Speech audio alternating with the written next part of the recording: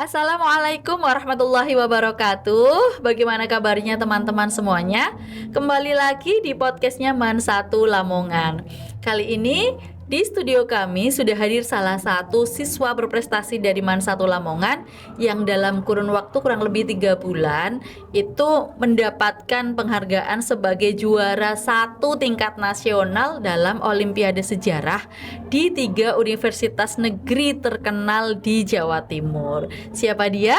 Kita sambut saja. Beliau adalah Rizkia Pertiwi. Assalamualaikum Rizkia. Waalaikumsalam, Bu. Oke, siapa sih yang nggak kenal Rizkia kalau di Man1 Lamongan ya? Kalau teman-teman di Man1 Lamongan sendiri mungkin udah kenal banget sama Rizkia. Tapi untuk teman-teman yang di luar mungkin yang menyimak podcast kita belum tahu Rizkia ini siapa. Bolehlah kalau begitu perkenalan dulu tentang Rizkia, gitu boleh. Oke, silahkan.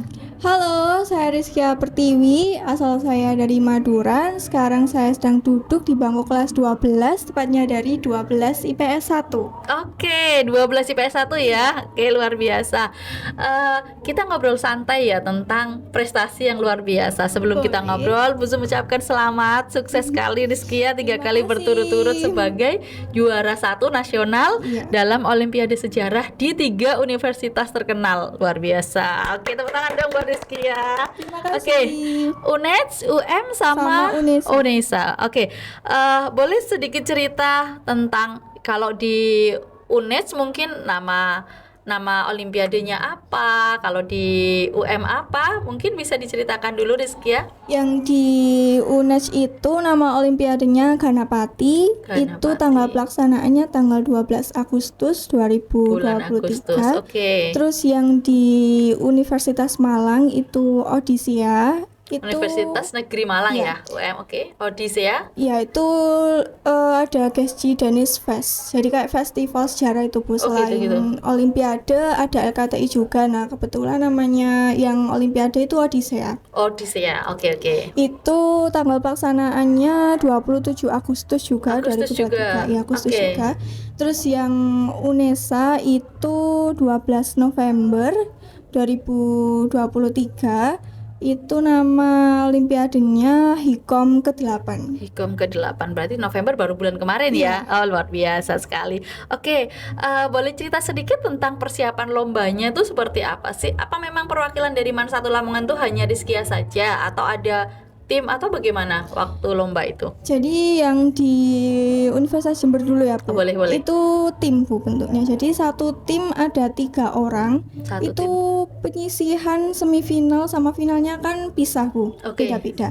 Jadi penyisihannya tuh tanggal 8 Agustus. 8 Agustus penyisihan. Itu sebelumnya tuh Juli saya dan teman-teman sudah diinfokan sama Pak Awam mengenai olimpiade tersebut. Pak Awam selaku pembina olimpiade, oke. Jadi itu kan masih masa-masa itu ya, Bu, masa-masa liburan.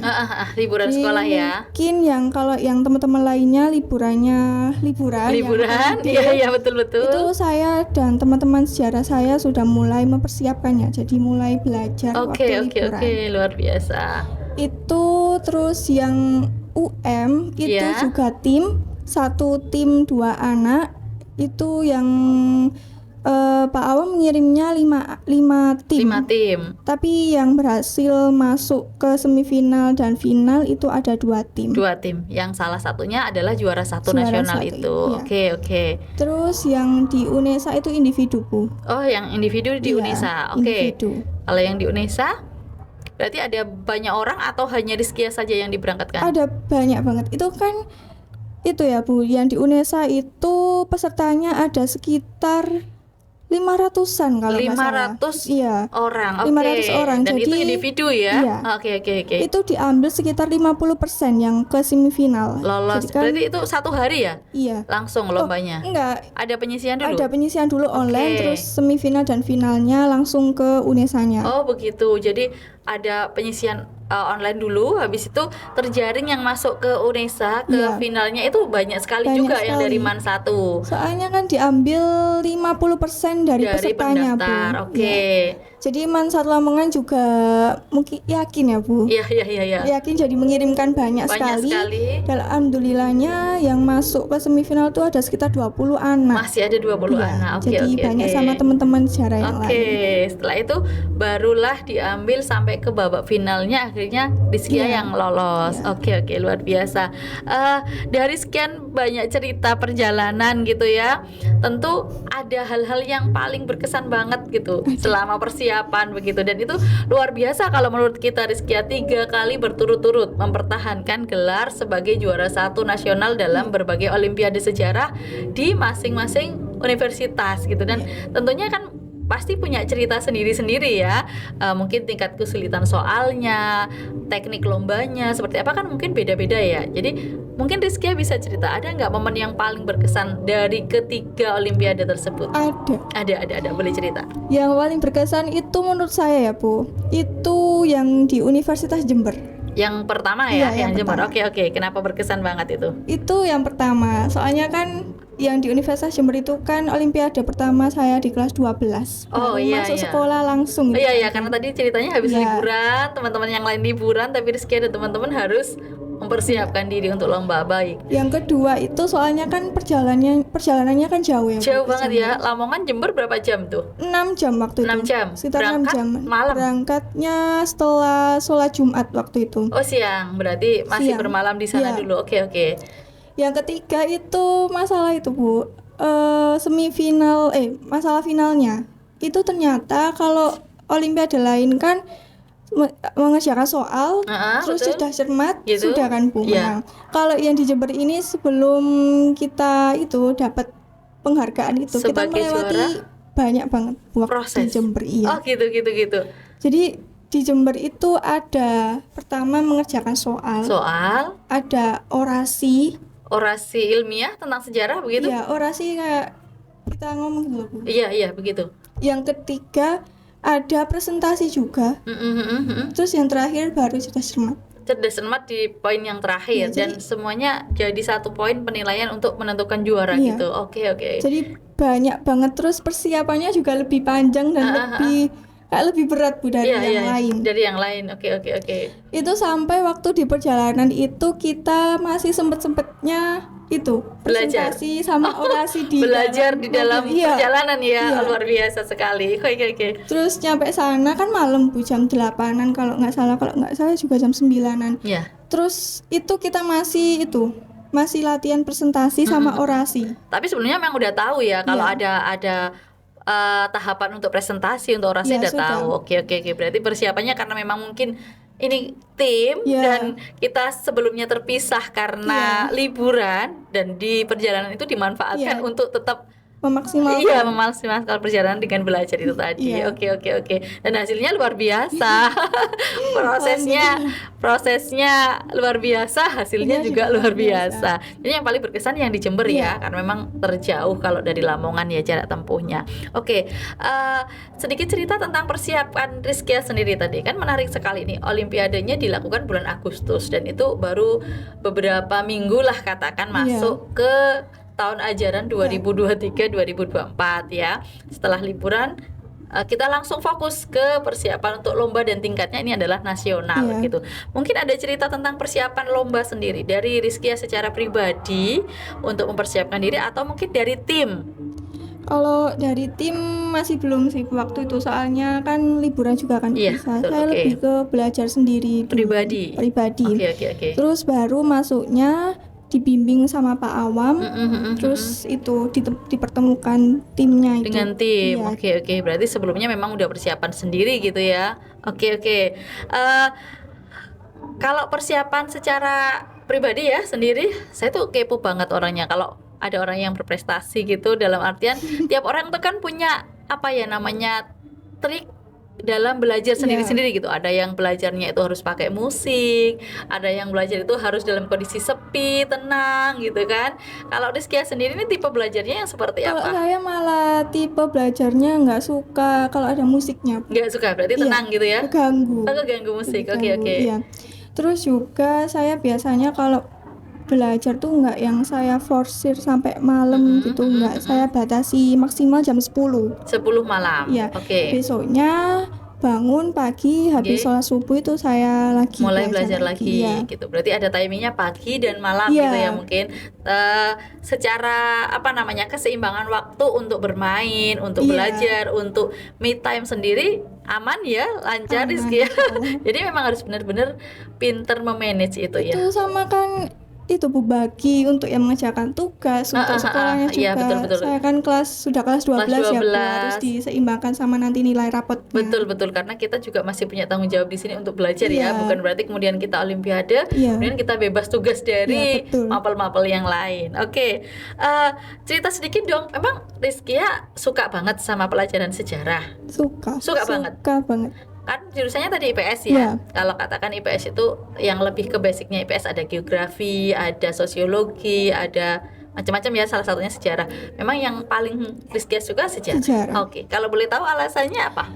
Kalau Bu Zum ya curhat, saya tuh no banget yang sama namanya sejarah. Ya, biasanya emang kayak gitu sering-seringnya. Iya, saya no banget sama sejarah gitu ya.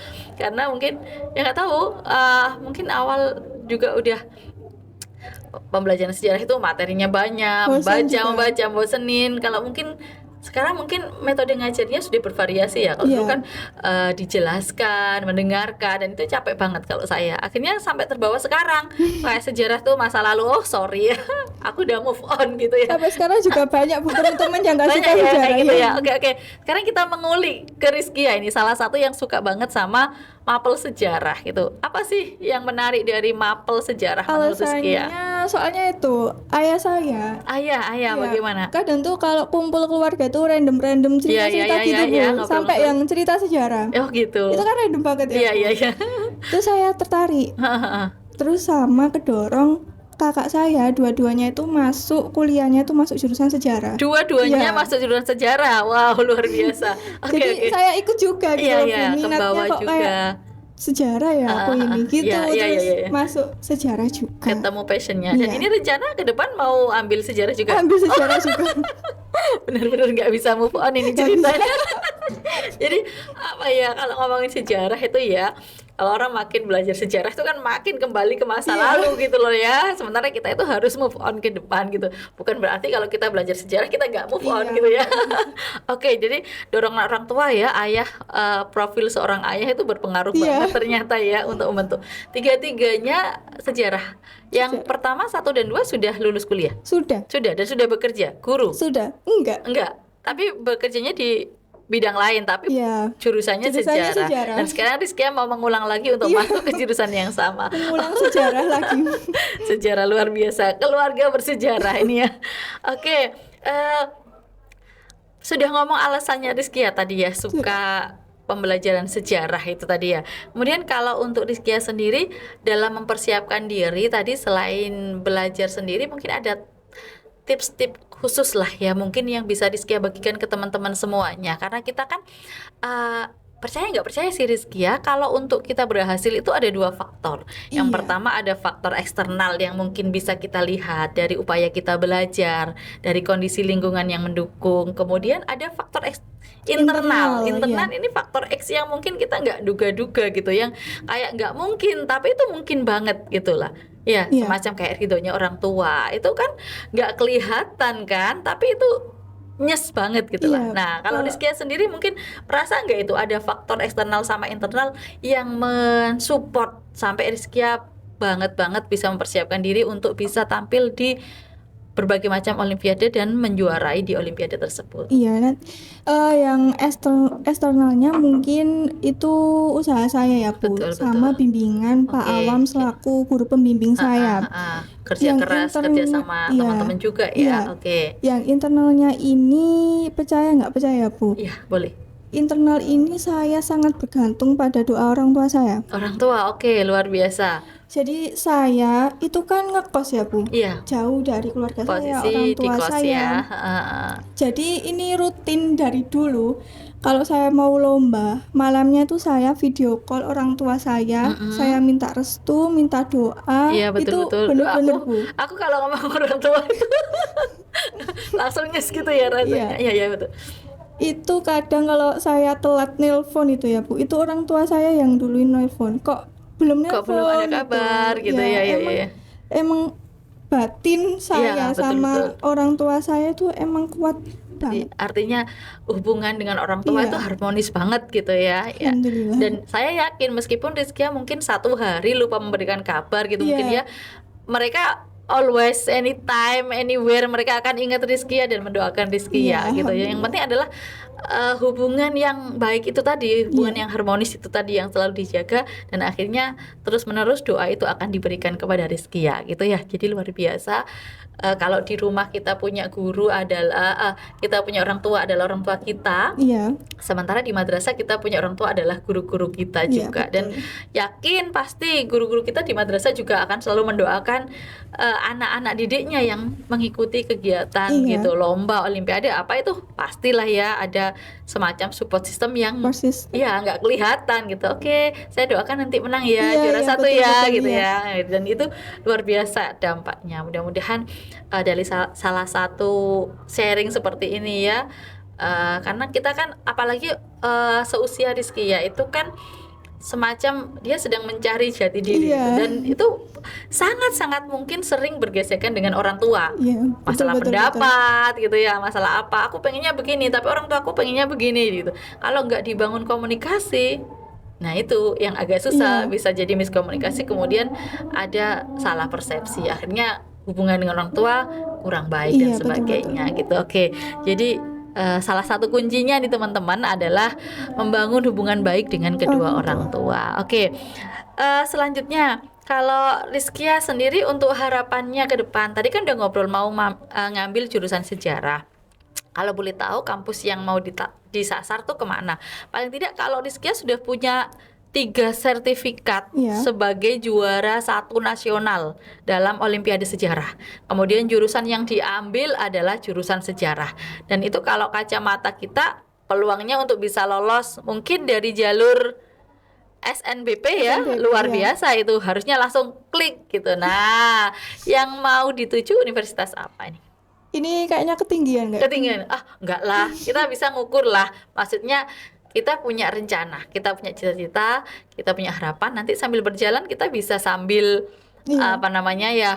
meraba. Oh, aku punya cita-cita ke sini. Kalau Allah sudah berkehendak, nggak ada yang nggak mungkin. Menurut kita nggak mungkin, mustahil. Tapi kalau menurut Allah oke aja gitu. Tapi kan kita masih punya planning B, planning C dan sebagainya. Oke. Ini untuk pilihan universitas ya Bu. Sebenarnya saya dulu itu milihnya tuh nggak yang tinggi-tinggi banget lagi. Tapi berkat itu guru pendamping saya Pak Awam itu dari kelas 10 itu dimotivasi saya disuruh masuk ke UGM sejarah UGM. Oke. Bismillahirrahmanirrahim ya Rizkia. Oke. Itu soalnya kan sejarah itu menurut Pak Awam juga, kalau saya juga mikirnya gitu.